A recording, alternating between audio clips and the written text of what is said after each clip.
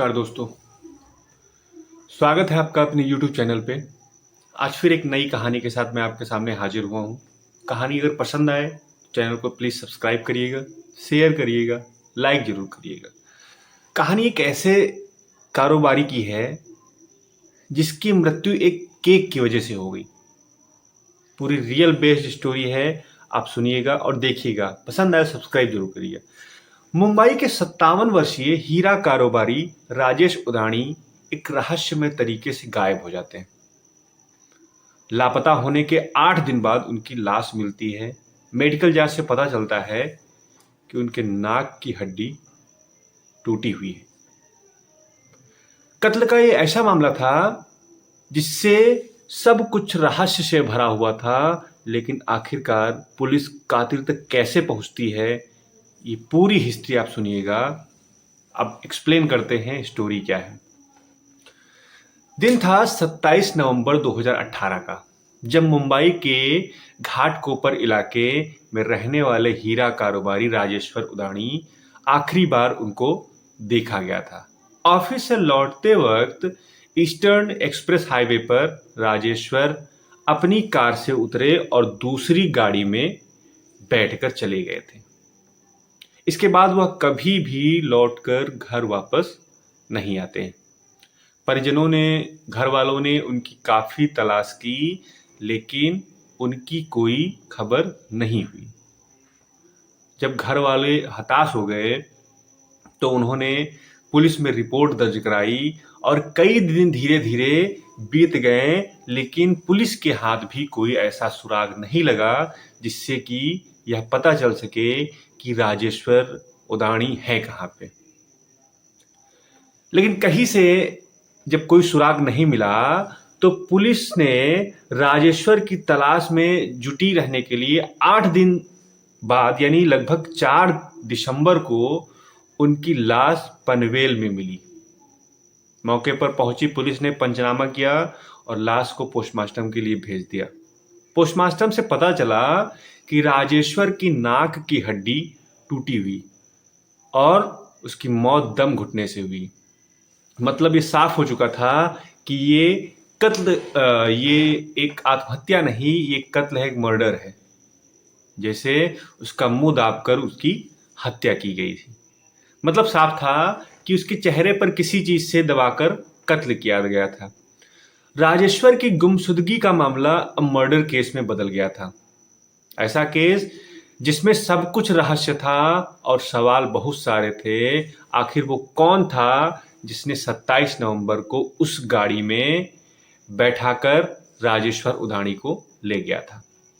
अगर वो किसी काम से उस गुमनाम शख्स के साथ गए हो तो उसके बारे में अपने परिवार को जरूर बताते।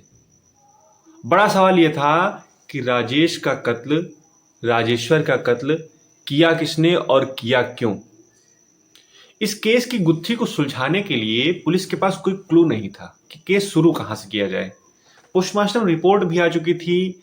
अब उसके बाद सबसे पहले पुलिस ने जो राजेश्वर का ड्राइवर था उसको पकड़ा, तो उससे पूछताछ हुई तो उसने बताया कि जब वो एक्सटर्न हाईवे से उतरे तो किसी गाड़ी में जब बैठे तो उस गाड़ी के बारे में तो उसे नहीं पता था, लेकिन गाड़ी में जब अपनी गाड़ी में बैठे थे तो वो किसी से बात कर रहे थे और कोई पैसे का लेन देन था।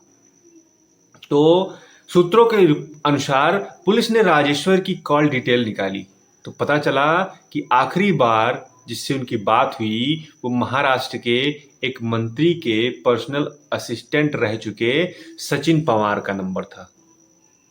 अब पुलिस ने राजेश्वर के मैसेज भी निकलवाए। मैसेज से खुलासा हुआ कि सचिन पर उसके कुछ रुपए उधार थे और वो लगातार उसे लौटाने की कोशिश कर रहा था।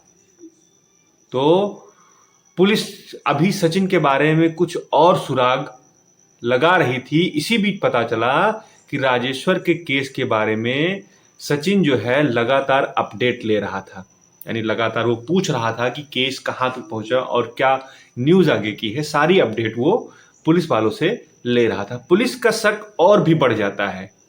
तो क्या किया, इसी शक के आधार पर पुलिस ने सचिन को हिरासत में ले लिया और जब उससे पूछताछ किया गया तो उसने अपना मुंह नहीं खोला। तो जब सख्ती से पूछताछ की गई तो वह टूट गया। अपना जुर्म कबूल करते हुए सचिन ने बताया कि उसने ही राजेश्वर का कत्ल किया। सचिन ने बताया कि राजेश्वर का कत्ल उसने ही किया है और इस काम में उसके साथ एक suspended police constable Dinesh Pawar सहित कुछ और लोग भी शामिल थे। राजेश्वर को इसलिए मारा गया क्योंकि वो लगातार उससे पैसे मांग रहा था। पुलिस के मुताबिक 27 नवंबर को राजेश्वर अपनी कार से उतरकर सचिन के साथ दूसरी गाड़ी में बैठ गया था। दरअसल सचिन ने उन्हें बताया कि पनवेल में उसकी एक दोस्त थी जिसकी बर्थडे पार्टी थी और वह लोग वहीं जा रहे थे। इसके बाद रास्ते में एक जगह उन लोगों ने केक लिया और जिससे पहले केक में उन्होंने पहले से ही नींद की गोली मिला दी थी। पनवेल पहुंचने पर सचिन ने कहा कि केक गाड़ी में ही काट लिया जाए, इसके बाद पार्टी करते हैं। अब उसकी जो साजिश थी उसको राजेश्वर धीरे धीरे समझने लगते हैं, उनके मन में मंशा बैठ जाती है। तो राजेश्वर जब केक काटा गया तो राजेश्वर ने केक खाने से मना कर दिया। तो उन्हें शंका हो गई थी पहले ही। इसके कारण जो सचिन थे उन्होंने जबरदस्ती राजेश्वर के मुंह में केक ठूंस देते हैं और तब तक उसका मुंह दबाए रखते हैं जब तक उसकी मौत ना हो जाती। इसके बाद उन्होंने लाश को एक सुनसान इलाके में फेंक कर फरार हो जाते हैं, भाग जाते हैं। पुलिस ने इस मामले में सचिन और दिनेश के अलावा 5 और अन्य लोगों को गिरफ्तार किया। ये वो लोग थे जिन्होंने कत्ल करने और सबूत मिटाने में सचिन का साथ दिया। पुलिस को यह दुकान भी मिल गई जहां से उन्होंने केक खरीदा था।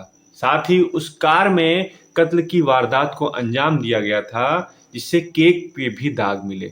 पुलिस ने सारी कड़ियों को एक साथ मिलाया और मिलाने के बाद सभी को कत्ल के जुर्म में, राजेश्वर अदानी के कत्ल के जुर्म में गिरफ्तार करके लॉकअप में डाल देते हैं। तो ये कहानी आपको एक रियल बेस्ड कहानी है। अगर पसंद आई हो तो प्लीज़ चैनल को सब्सक्राइब करिए, शेयर करिए, लाइक करिए। मिलते हैं अगले वीडियो में, तब तक के लिए जय हिंद, नमस्कार।